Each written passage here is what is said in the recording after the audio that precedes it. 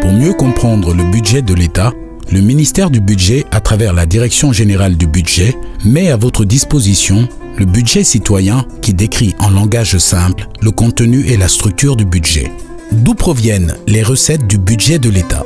Des impôts et taxes collectés par les agents des impôts et des douanes sur les activités économiques et opérations d'importation et d'exportation, ainsi que les autres recettes collectées par le Trésor public, telles que les dividendes, les recettes administratives. Le montant total des recettes du budget de l'État au titre de l'année 2022 s'élève à 26 064 milliards de francs guinéens.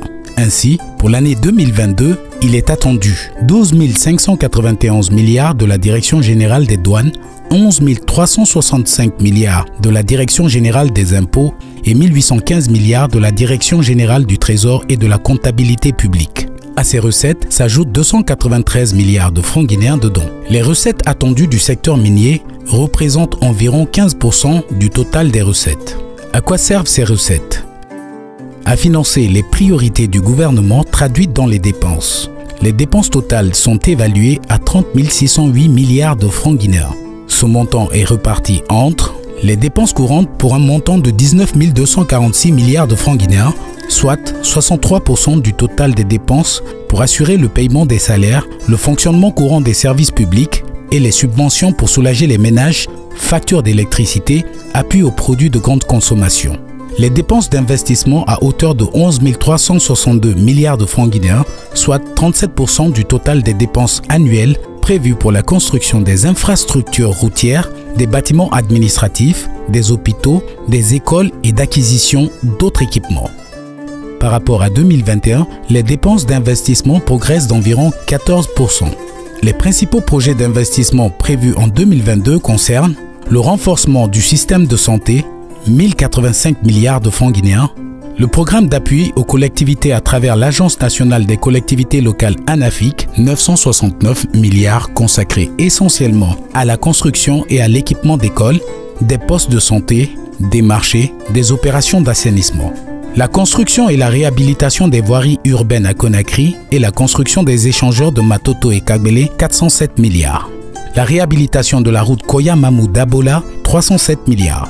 La construction du complexe Wakf 2, 177 milliards.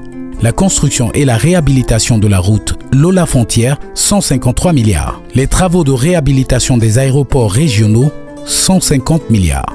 Le projet d'autonomisation des femmes et filles, 152 milliards.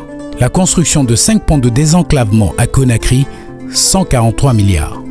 Enfin, pour l'équilibre du budget, l'État fait recours, en plus de ses recettes, aux emprunts et appuis des partenaires au développement pour un montant total net de 4 544 milliards de francs guinéens.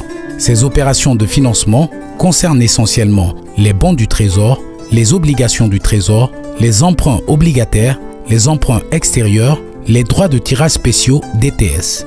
Les appuis du Fonds monétaire international ou droits de tirage spéciaux s'élèvent à environ 285 millions de dollars pour financer essentiellement les projets d'infrastructure et les dépenses du secteur de la santé. Les obligations du Trésor prévues pour 1500 milliards de francs guinéens. Par ailleurs, des efforts de réduction d'arriérés de paiement sont prévus pour 2123 milliards de francs guinéens au titre de l'exercice 2021 et de la dette intérieure auditée pour 400 milliards de francs guinéens. Cette présentation s'inscrit dans le cadre de la promotion et du renforcement de la transparence budgétaire prônée par le gouvernement de la transition.